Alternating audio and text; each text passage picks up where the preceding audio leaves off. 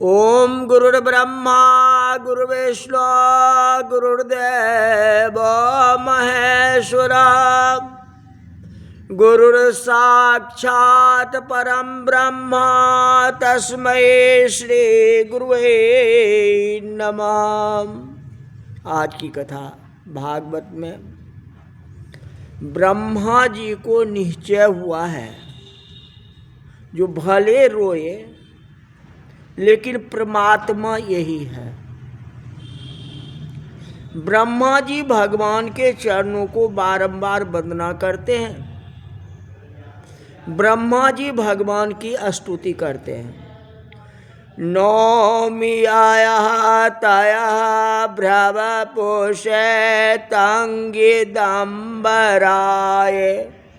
गुंजावसं सपरिच्छ पीच्छल्लसन मुखाय मने अस्त्रजे कवल नेत्र विनावेनु लक्ष्म श्रेय मृदुपदे पशु सांग जाय। श्री कृष्ण परमात्मा है। वेद जिस ब्रह्म का वर्णन करते हैं वह निराकार ब्रह्म ही श्री कृष्ण है। सुंदर पीतांबर पहने हैं, गले में गुंजमाल है।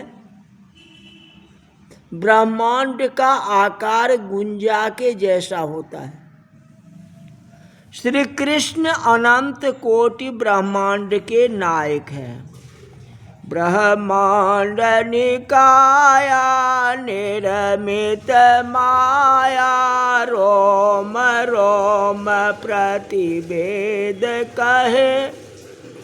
रामायण में कहा गया श्री राम श्री कृष्ण अनंत कोटि ब्रह्मांड के नायक हैं। गले में गुंजा माला है, मस्तक में मोर पीछ का मुकुट है। श्री कृष्ण को मोर अति प्रिय है। मोर पीछ मस्तक पर धारण करते हैं। वर्णन आया मोर का। मोर में अनेक सद्गुण है। मोर में सबसे बड़ा सद्गुण यह होता है कि मोर दूसरे के दुख को अपना दुख मानता है, दूसरे के सुख अपना सुख समझता है। बहुत गर्मी पड़ती है, सब सूख जाता है, तो मोर को मरने जैसा दुख होता है। और जोर से बरसात होती है तो मोर को बहुत आनंद होता है। गर्मी में दुखी होता है और बरसात में वह जो आनंद हो जाता है, खुशी हो जाता है। मोर जाति में अनेक सद्गुण है। मोर शरीर से काम सुख नहीं भोगता है। मोर की उत्पत्ति अलौकिक है।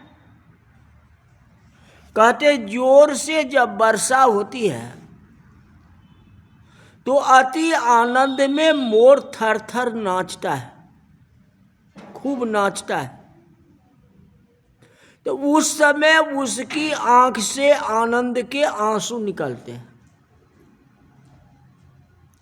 और ढेर मोरनी उनके आंख से निकले हुए आंसू को पी जाती है और तब वह गर्भ रह जाता है। जो शरीर से भी काम का त्याग कर देता है, मन से काम का त्याग कर देता है। कहते मन से काम का त्याग करना बड़ा कठिन है।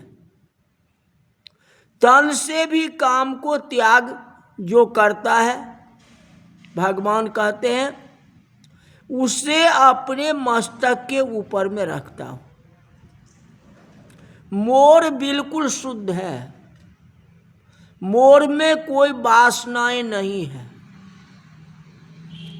इसीलिए मोर पीछ, मोर का पंख श्री कृष्ण भगवान धारण करते हैं। कटे गुंजावतंस परिपिच्छल सन्मुखाय, कहते हाथ में कमल लिया है, जगत को बताया है कि प्रेम से मुझे जो अर्पण करता है वहीं मैं भोजन करता हूं। ब्रह्मा जी स्तुति करते हैं, मेरी भूल हो गई, मां के पेट में बालक होता और कदाचित मां को लात मारे तो मां को दुख नहीं होता है। बच्चे गर्भावस्था में मां को लात मारती है ना, गर्भावस्था में, गर्भ तो छोटी होती है ना, मां जो है उस दुख को सहन कर लेती है। उसी तरह हे भगवान, हे कृष्ण, आप ही मेरी मां हो और आप ही मेरे पिता हो। तुमेव माता च पिता तुमेव। मेरी भूल हो गई जो मैं आपकी परीक्षा ली, मुझे आप क्षमा कर दो। ब्रह्मा जी क्षमा मांगते हैं। ब्रह्मा जी के 4 मुख से 4 वेद प्रकट हुए। टीकाकारों ने लिखा है कि ऋग वेद का मंत्र है, ये यजुर्वेद का मंत्र है, ये सामवेद का मंत्र है, ये अथर्ववेद का मंत्र है। चारों वेद ब्रह्मा जी के 4 मुख से निकले। ब्रह्मा जी की स्तुति बहुत बड़ी है। ब्रह्मा जी समझ गए हैं जो आदि नारायण परमात्मा ही श्री कृष्ण है। श्री कृष्ण देव नहीं है, आदि नारायण परमात्मा है। ब्रह्मलोक से बछड़ों को, बालकों को लेकर, ब्रह्मलोक से बछड़ों और बालकों को लेकर ब्रह्मा जी गोकुल नगरी में आते हैं। कहते ये आपकी गाय, बछड़ा और ये सखा। बालकों के साथ श्री कृष्ण घर में जाते हैं। बालक आज तक ब्रह्मा जी की माया से निद्रा में सोए हुए थे। बालक को कोई पता नहीं है जो मैं ब्रह्मलोक में हूं या बैकुंठ लोक में हूं या गोकुल में हूं। उसको क्या पता है? ये तो भगवान को पता है, कन्हैया को पता है। बालकों को ऐसा लगता है कि श्री कृष्ण ने आज ही अधासुर को मारा है। 1 वर्ष इस लीला का वर्णन आया है। 1 साल तक बच्चे, ग्वाल बाल सब जो है गोलोक में रहे, मतलब ब्रह्मलोक में रहे।